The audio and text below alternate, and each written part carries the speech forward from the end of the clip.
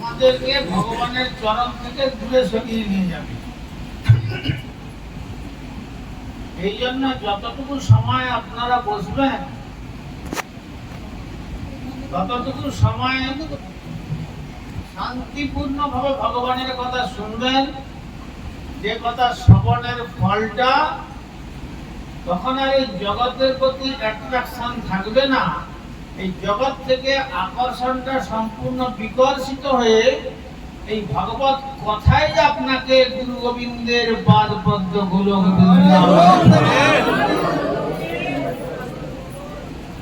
আর এই যে আমার পূর্ববর্তী বক্তা শ্রীপাদ তীর্থ মহারাজ বলল যে যত জগতের রং লালসার মধ্যে আবিষ্ট হবেন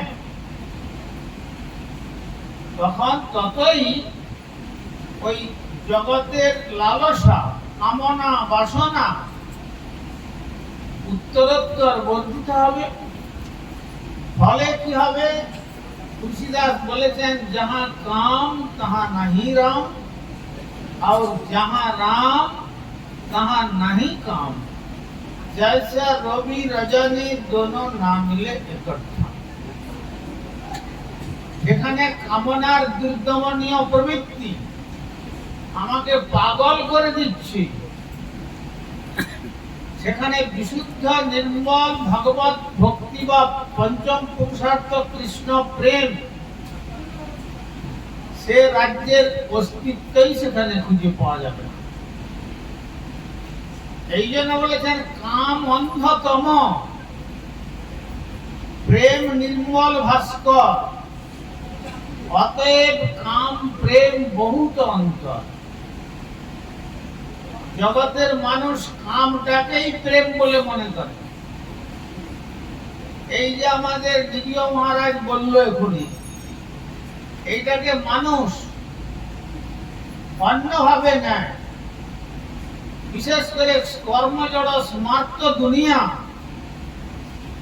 এই যে আউল বাউল কর্তা হাজার নেড়া দরবে সাই সহজিয়া সতীভেকি স্মার্ত জাত গোসাই অতিবাড়ি চূড়াধারী গৌরাঙ্গ নাগরী ওটা কহে এই কেন দুঃসঙ্গ নাই। মহাপ্রভু বলেছেন অসৎসঙ্গ ত্যাগ এই বৈষ্ণবাচার। যদি আমাদের মঙ্গল লাভ করতে হয় সর্বপ্রকারে অসতের সঙ্গ থেকে আমাদের দূরে থাকতে হবে আর সৎসঙ্গ গ্রহণ করতে হবে। আর যদি সৎসঙ্গেতে কোনো জীব আকৃষ্ট হন তখন জগতের রূপ রস কনক কামিনী তাকে স্পর্শ করতে পারবে। এইটা শুনে অনেকের আনন্দ হয়েছিল যে গুরু হন পতি, হ্যাঁ, কিন্তু তার ব্যাখ্যা করা দরকার ছিল পতি কাকে বলে। এই জন্য জগতের তথাকথিত গুরু সম্প্রদায় জগতের সর্বনাশ করে নরকের দিকে নিজেরাও যাচ্ছে আর যাদেরকে শিষ্য করছে তারাও নরকে যাচ্ছে। বলে গুরুকে তো পতি বলছে, যাও অপরের অবৈধ তাদের স্ত্রীকে দিয়ে ভোগ করছে। এখানে পতি মানে পদ ধাতু রক্ষণে পালনার্থে, অর্থাৎ গুরুদেবী একমাত্র আমাকে যথাযথভাবে পালন করতে পারেন, রক্ষা করতে পারেন।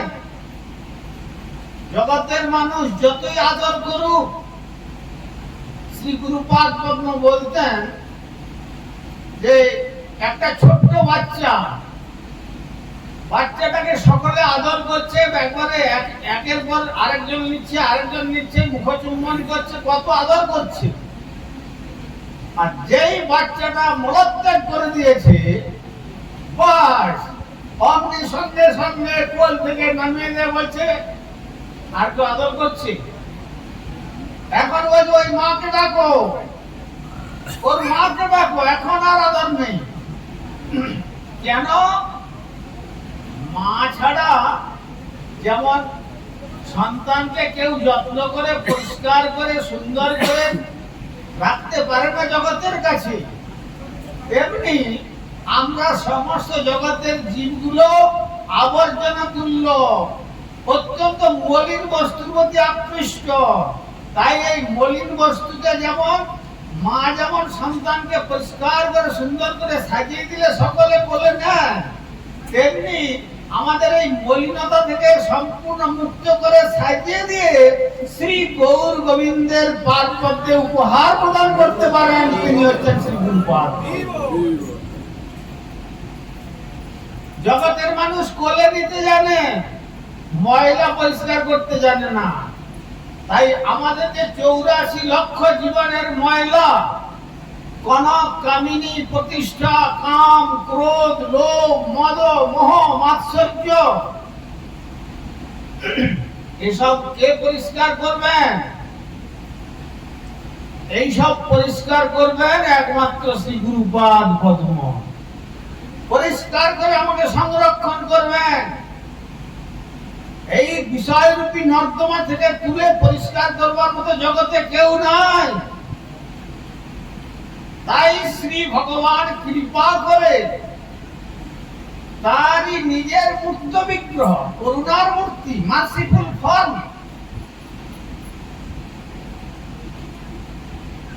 সম্পূর্ণ করুণার মূর্তি হয়ে এই গুরুকে জগতে প্রকট করে। তিনি আমাকে পরিষ্কার করতে পারেন।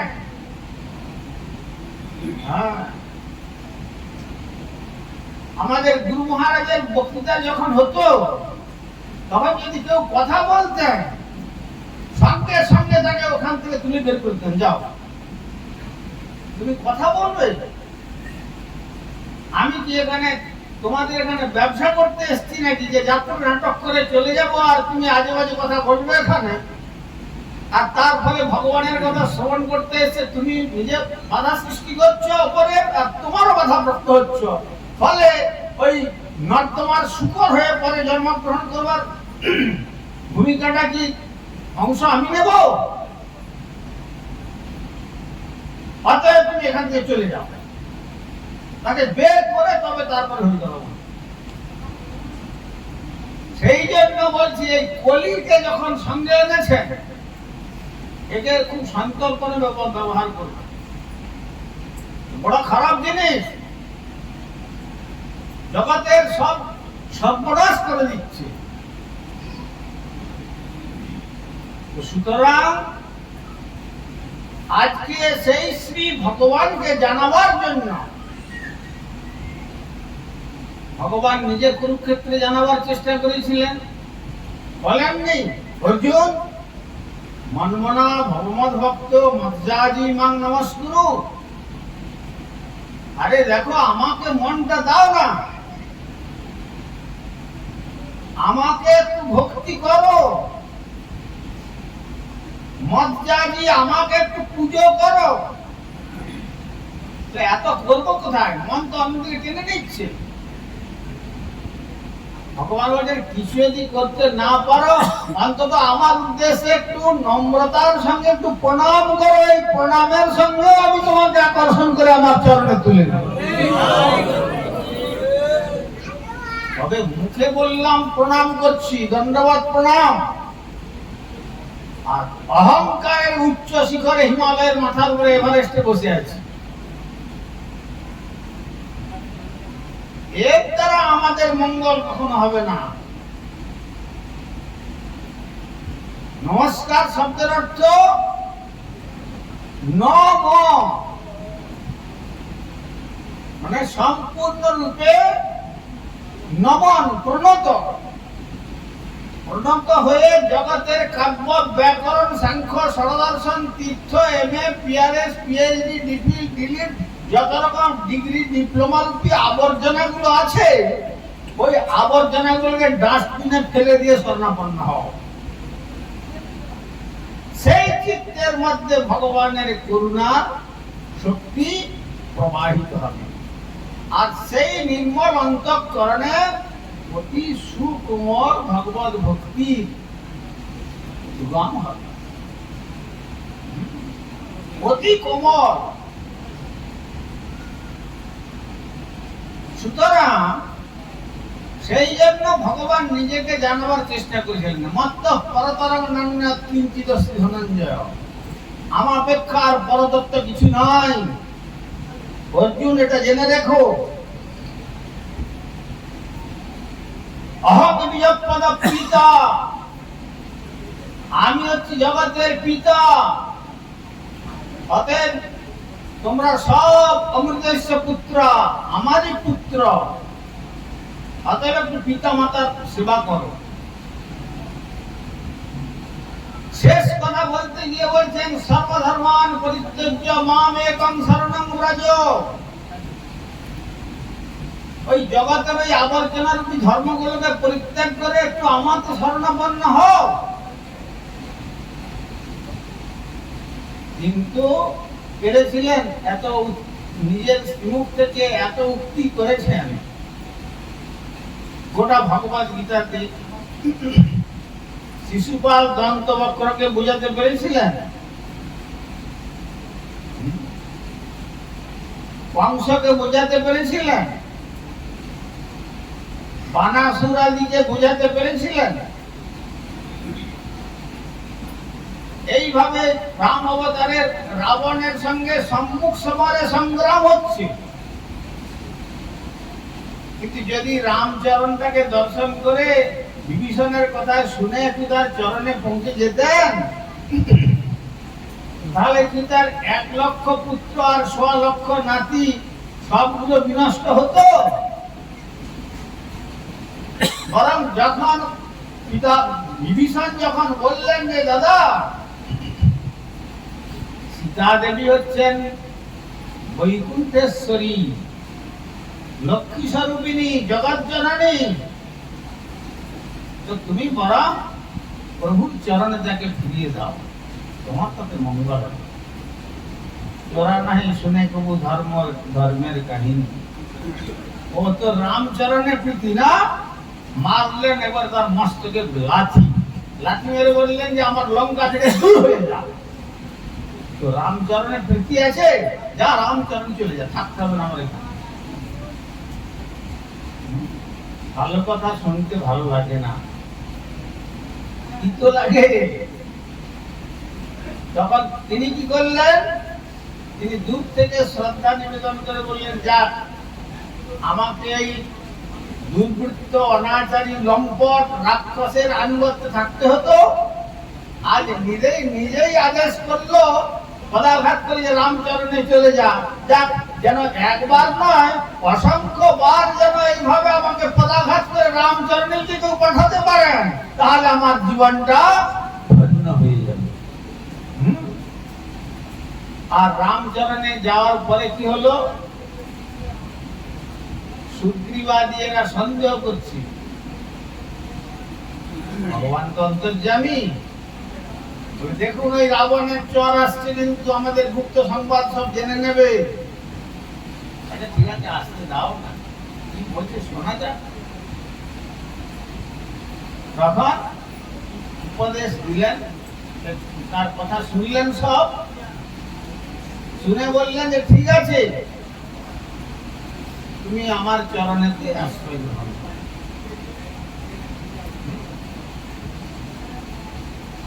যদি কৃষ্ণ পদে চিন্তা ভক্তি পদ পঙ্কজে, বিষমে দুর্গমে বাপি কা চিন্তা মরণে রণে। ওরে যেই জন কৃষ্ণ পদে সপিয়াছে প্রাণ, সে পদ কমল যার সদা ধ্যান জ্ঞান। ওরে কি ভয় তার দুর্গম গহনে, কি ভয় তার রণে বা মরণে।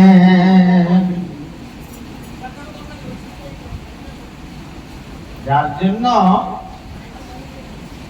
যখন লঙ্কা সব বিনষ্ট হয়ে গেল, পুরে ছারখার হয়ে গেল, সব শেষ হয়ে গেল, রামচন্দ্র অযোধ্যায় ফিরে এলেন। তখন অযোধ্যায় ফেরার পূর্বে বলছেন, বিভীষণ ঠাকুর আমার গতি কি হবে? যখন রামচন্দ্র বলেছিলেন সৎকৃদেব প্রপন্ন যস্ত্বা স্মৃতি জাততে অভয়ং সর্বদা তস্मै দদাম্যে তদ্ব্রতং মম।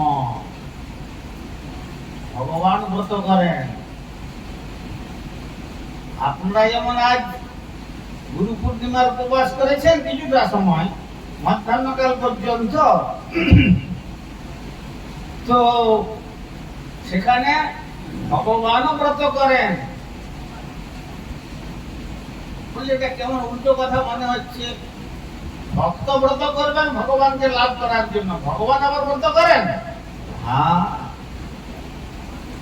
ভক্ত ভগবানকে লাভ করবার জন্য ব্রত করেন, আর ভগবান তার ভক্তকে সর্বপ্রকার বাধা বিঘ্ন থেকে রক্ষা করার ব্রত গ্রহণ করে সুদর্শন দিয়ে সংরক্ষণ করে তার অমূল্য অমৃত চরণ কমলেতে তার ভক্তকে অনন্তকালের জন্য পৌঁছে দেওয়ার ব্রত তিনি গ্রহণ করেন। অভয়ং সর্বদা তস্मै দদাম্যে তদ্ব্রতং মম। অতএব এটা আমার ব্রত।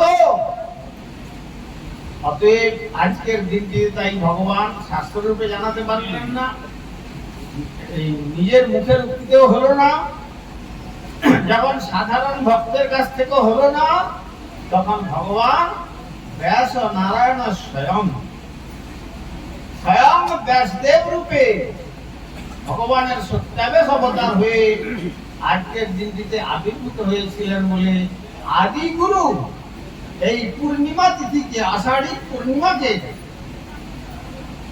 ওই গুরু পূর্ণিমা বলে জগৎ তার মর্যাদা প্রদান করেন আর আকাঙ্ক্ষা করেন যে প্রকৃতপক্ষে যেন আমাদের জীবনে সদ্গুরু লাভ করা যায়।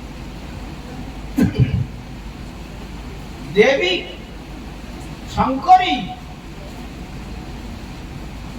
কৈলাস শিখরে বসে শঙ্করের চরণ তলে বসে বলছেন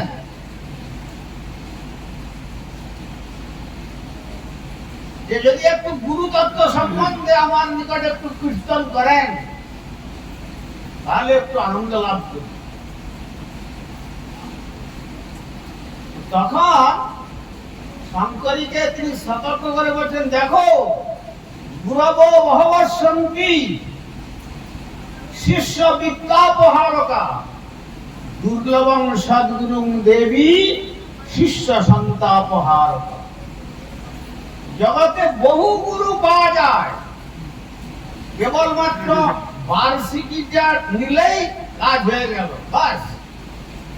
আর শিষ্য কি আচার আচরণ করছে, নিষ্ঠাযুক্ত হয়ে শাস্ত্রের অনুশীলন করছে, কি ভগবত ভজন করছে কি করছে না, এইসবের কোনো সম্পর্ক নেই, কেবল বার্ষিকীটা পেলেই হলো।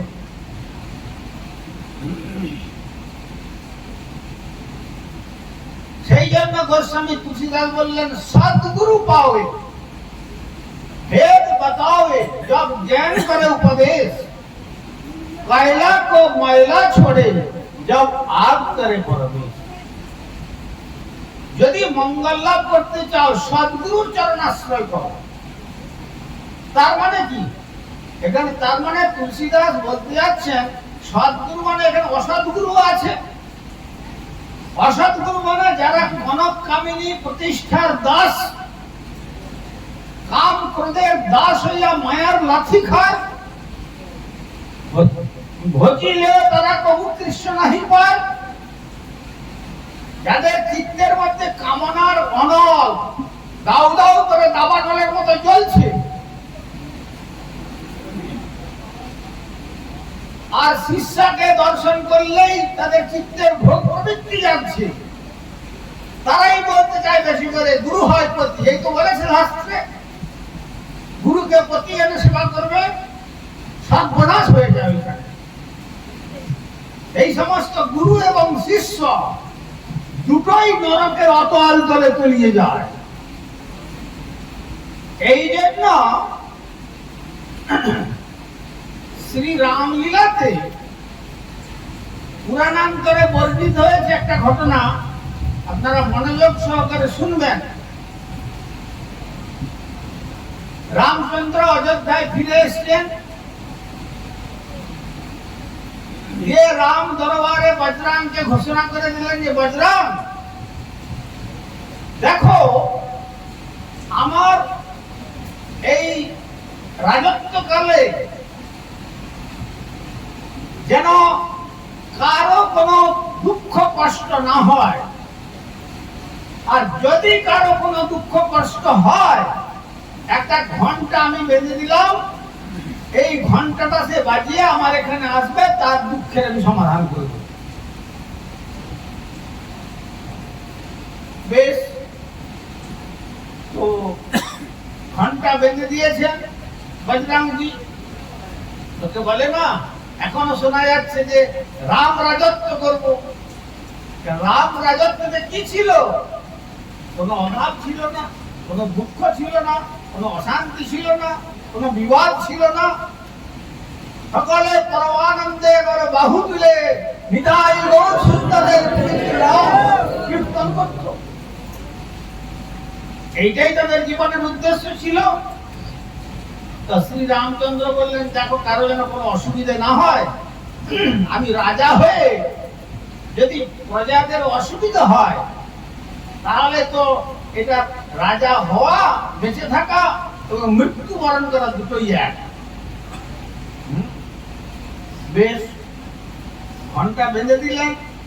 তো ঘন্টা বাঁধতে গিয়ে বজরং দেখতে পেলেন কি একটা খুব বড় কুকুর, আর সেই কুকুরটার গায়ে কোটি কোটি কীড়া তাকে কুড়ে কুড়ে খাচ্ছে, আর তার রক্ত, মাংস আর পুঁজ একবারে ঝরে ঝরে পড়ছে। আর কুকুরটা কখনো শুয়ে পড়ছে, কখনো বা দাঁড়িয়ে আছে, কখনো বা গা ঝাড়াঝাড়ি করছে, তার মধ্যে বড় বড় মাছিগুলো এসে আবার কামড়ে খাচ্ছে। আর কুকুরটা বজরংকে দেখে চোখে জল হয়েছে। আর বজরংকে জিজ্ঞাসা করলো, আচ্ছা বজরং, তুমি তো রাম ভক্ত, আর আমার দেখো এইরকম পরিণতি হচ্ছে, আমার মৃত্যুটা হচ্ছে না কেন বলো তো? আমি তো আর যন্ত্রণা সহ্য করতে পারছি না। একটা জীবন্ত প্রাণী যদি সর্বাঙ্গে পচা দুর্গন্ধযুক্ত হয়ে পুঁজ, রক্ত, মাংস পচে পচে খসে পড়ে, আর প্রতিটি লোমকূপেতে সমস্ত কীড়াগুলো কুড়ে কুড়ে খাচ্ছে, আর কিরকম অবস্থা হয়? তখন বললেন যে দেখো আমি তো বলতে পারবো না, আমার প্রভুর দরবারে চলো। প্রভু কি বলেন দেখো। তখন রামচন্দ্রের দরবারে সেই কুকুরটা গিয়ে উপস্থিত হয়েছে। আর যখন উপস্থিত হয়েছে, রামচন্দ্র একটু বড় হস্তে আশীর্বাদ করলেন। আর যেই আশীর্বাদ করলেন তখন তার পূর্ব জীবনের সব স্মৃতিগুলো ফিরে আসলো। তখন রামচন্দ্র জিজ্ঞাসা করছেন, ওহে কুকুর, আমার রাজ্যে তোমার এই দশা কেন? তখন সেই কুকুরটি বলছে, আমি আর কি বলবো, আমি পূর্ব জীবনে অসৎ গুরু ছিলাম, আর অসৎ গুরু হয়ে যত শিষ্যের পত্নী তাদেরকে উপভোগ করেছি, আর সারা বৎসরে কেবল বার্ষিকীগুলো নিয়ে এসেছি, আর নিয়ে এসে ভগবানের সেবার নাম করে আদৌ ভগবানের সেবা করিনি, বা কোন শুদ্ধ বৈষ্ণবের সেবাও করিনি। কেবল স্ত্রী পুত্রের সংসারে কাম উপভোগ করতে গিয়ে তাদের সেবায় লাগিয়েছি। তাই যত শিষ্য করেছিলাম সেই সবগুলো শিষ্য এখন আমি মৃত্যুর পরে এই কুকুর হয়ে জন্মেছি, আর শিষ্যগুলো এখন এই কীড়া হয়ে জন্মেছে।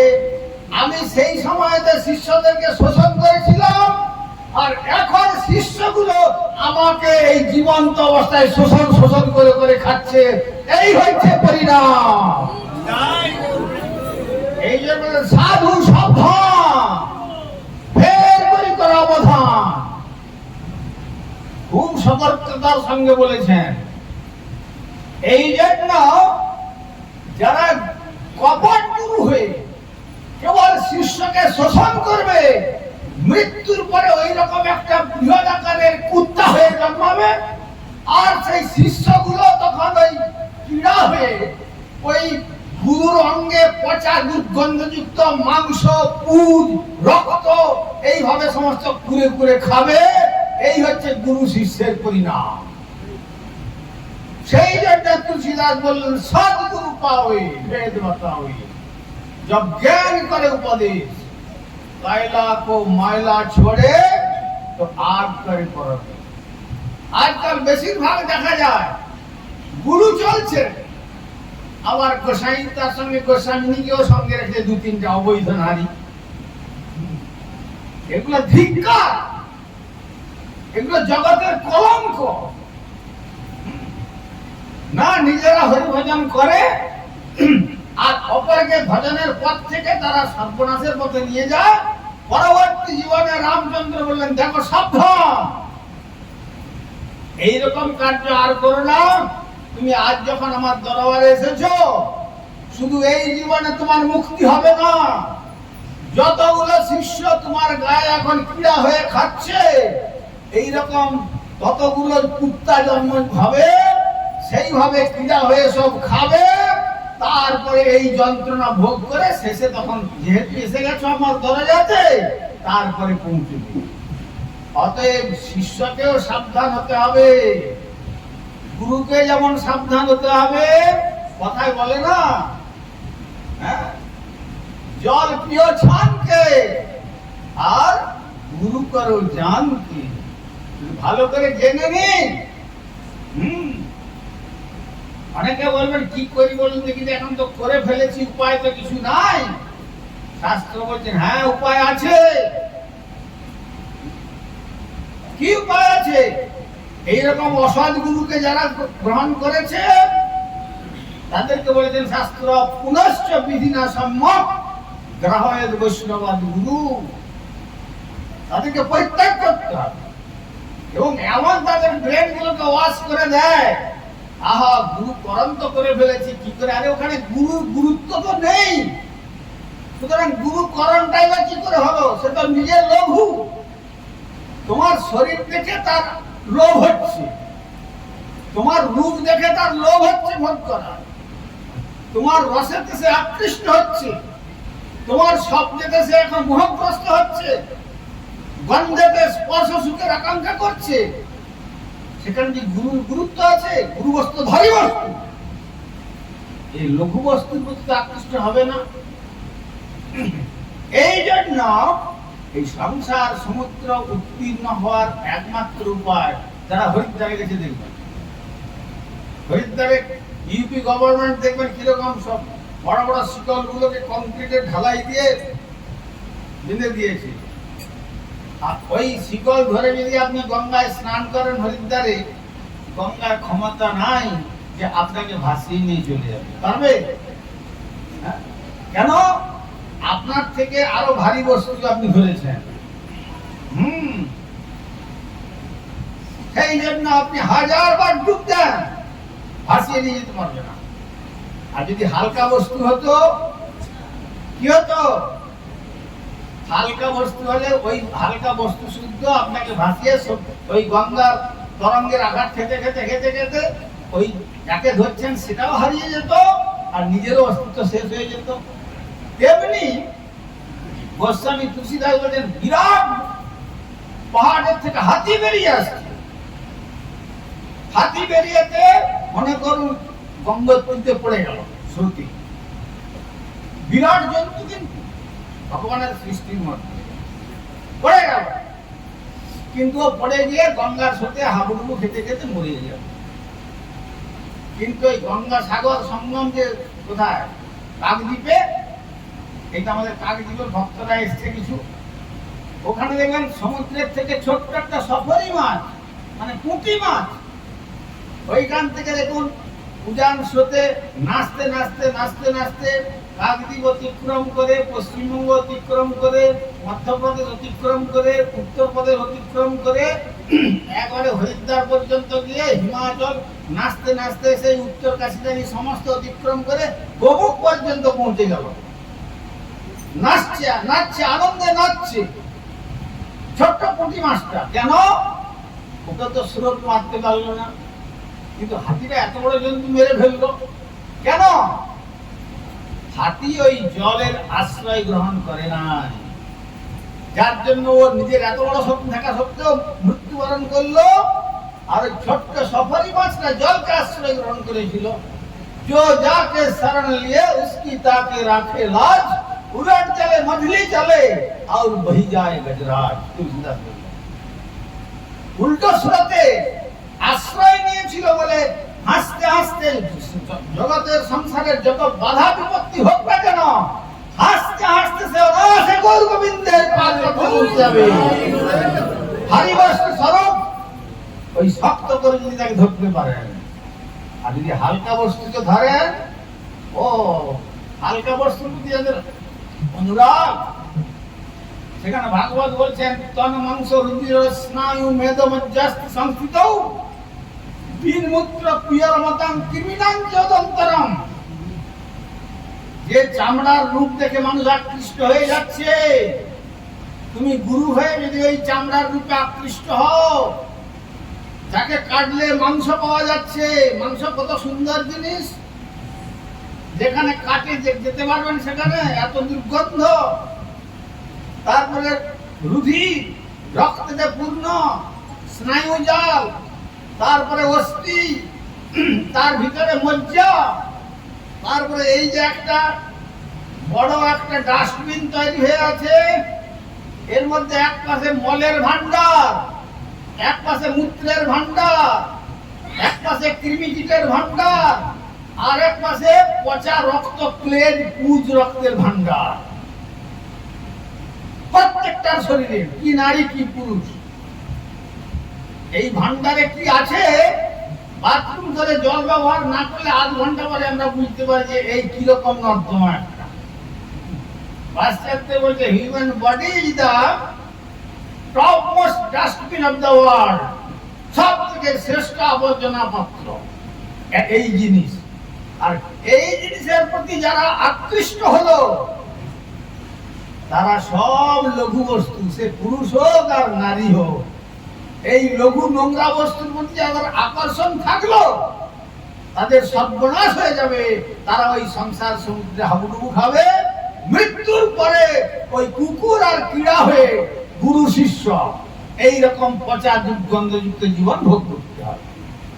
সেই জন্য জীবের নিস্তার লাগি নন্দ সুত হরি, ভুবনে প্রকাশন গুরু রূপ ধরি। হ্যাঁ, ভগবান কৃপা করে নন্দনন্দন শ্রীকৃষ্ণ তার কৃপার মুক্ত বিগ্রহ রূপে এই জগতে নিজেকে প্রকট করেন। এই জন্য, আর সেই জন্য শাস্ত্রকে জানিয়েছেন সর্বদা, মহাপ্রভু নিজে মুখে বলছেন অসৎসঙ্গ ত্যাগ এই বৈষ্ণব আচার। বৈষ্ণবের আচরণ প্রথম আচরণ হবে অসতের সঙ্গ ত্যাগ করবে। যারা অসৎ বস্তুর প্রতি অভিনিবিষ্ট, তাদেরকে অসৎ কেন পরিত্যাগ করবে তার সঙ্গ। তত দুঃসঙ্গ মুৎসৃজ্য সৎসজ্জিত বুদ্ধিমান, তারাই বুদ্ধিমান। আর জগতের যতই বুদ্ধি মেধা থাকুক না কেন, তারা সব নির্বোধ, তারা সব বোকা মূঢ় অজ্ঞ। কিসে ভালো হবে কিসে মঙ্গল হবে তারা জানে না। তাই আমাদের ভক্তি ঠাকুর বলছেন, ওগো গোপীনাথ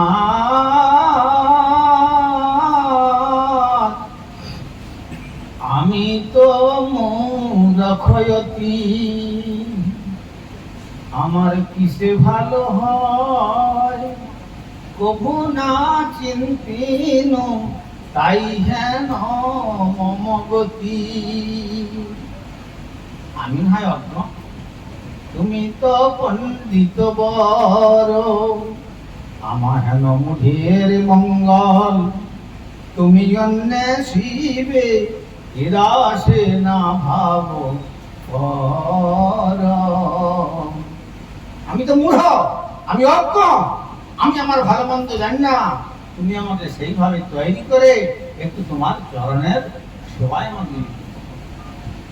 কিন্তু আজকাল কথা করতে শিষ্য যারা মনে করে ও গুরুদেব আবার কি জানে, আমি সব থেকে বেশি জেনে বসে আছি, আমি মাইন্ড ইজ রাইট, গুরুদেব ইজ রং। বেশিরভাগ ক্ষেত্রে এইরকম দুর্দশাগ্রস্ত মানুষের দুর্দৈবেতে নরকের পথ পরিষ্কার করে, ভগবান রাজ্যে যাওয়ার পরিবর্তে নরকের পথের দিকে যাত্রা করে। নরকম নিষ্কৃতি নাস্তি, তাদের নরক থেকে উদ্ধার করার কোন পন্থা নয়, নরক গতি হবেই হবে। তো আজকের পরম পবিত্র তিনি যে বেদব্যাস রূপে তিনি শাস্ত্র প্রণয়ন করে সমস্ত কিছু আমাদের প্রদান করেছিলেন, এই শাস্ত্র রূপে যখন জানিয়েছেন, এ কথাতে যখন ভরসা হচ্ছে না, শাস্ত্রের যথার্থ অর্থ আমরা বুঝতে পারি না। মহাপ্রভু বললেন শাস্ত্রের না জানে অর্থ পদার্থ না করে, গর্ধর্বের মতো কেবল গ্রন্থ বহি পড়ে। গাধার মতো কেবল গ্রন্থ বইল, গ্রন্থ বইয়েও শাস্ত্রের তাৎপর্য বুঝে উঠতে পারবে না। এই জন্য শাস্ত্রের তাৎপর্য বুঝিয়ে দেবেন তিনি হচ্ছেন শ্রী গুরুপাদ। তস্মাৎ গুরুং প্রপদ্যেত জিজ্ঞাসু শ্রেয়মুত্তমম শব্দে পরেচ নিষ্ণাত ব্রহ্মন্যুপসমাশ্রয়ম। সেই গুরুর চরণে আমাকে আশ্রয় গ্রহণ করতে হবে, জিজ্ঞাসু হয়ে, honest inquiry of the truth, সত্য বস্তুকে জানবার জন্য অনুসন্ধিত বৃত্তি নিয়ে। আমি তো বুঝতে পারছি না গুরুদেব, তো আপনি কৃপা করে আমাকে উপদেশ প্রদান করুন, যার দ্বারা আমি জানতে পারি। যদি বলি ম্যাথমেটিক্সের ক্লাসে গিয়ে বলছে যে মাস্টার বললো দেখো কেমিস্ট্রিতে H2 যদি আর্গুমেন্ট করে ছাত্র বলে কোথায় কোথায় জল পাচ্ছি না তো বইয়ের মধ্যে, আমি কি এসে উল্টো শিক্ষা দিচ্ছি। তখন বললো তুমি আগে এই থিওরিটাকে মুখস্থ করো, তারপর থিওরিটা কিভাবে অ্যাপ্লাই করতে হয় ওটা ল্যাবরেটরিতে গিয়ে আমি তোমাকে দেখিয়ে দেবো। তারপরে দেখবে দুটো গ্যাসের সংমিশ্রণে কেমন জল পাবে, হাইড্রোজেন 2 ভাগ, অক্সিজেন 1 ভাগ, জল। তখন সেটা বুঝতে পারবে, তা নাহলে হবে না। তেমনি শ্রী ভগবান জানতে গেলে তৎবিজ্ঞানার্থম স্বগুরুমে ভাবি হচ্ছে। আমি তো লঘু কমক্রমিনীর দাস, আমি কি করে জানতে পারবো? স্বগুরুমে ভাবি হচ্ছে, সেই গুরুর কাছে আমাকে শরণাগত হতে হবে। কি নিয়ে? সেবার উপকরণ নিয়ে। সমিত পানি অত্যন্ত বিনম্রতার সহিত, অ্যাগ্রেসিভ মুড না, মশাই দেখাতে পারবেন ভগবানকে না, ওখানে হবে না। ওখানে দেখবার যে থিওরি সেটা তোমাকে আগে জানতে হবে, আগে তার আনুগত্য থেকে ভালো করে ওটাকে পড়তে হবে তোমাকে, তারপর জীবনে অনুশীলন করতে হবে, তারপরে তুমি দেখতে হবে। তা না হলে বিবেকানন্দ যখন বলেছিল রামকৃষ্ণদেবকে যে ঠাকুর তুমি মাকে দেখাতে পারবে, বলে তোর দেখার চোখ আছে, তুই দেখবি, তাহলে চল তোকে দেখাচ্ছি। গঙ্গায় নিয়ে গিয়ে আবার ডুবিয়ে ধরছিল, কিছুক্ষণ পরে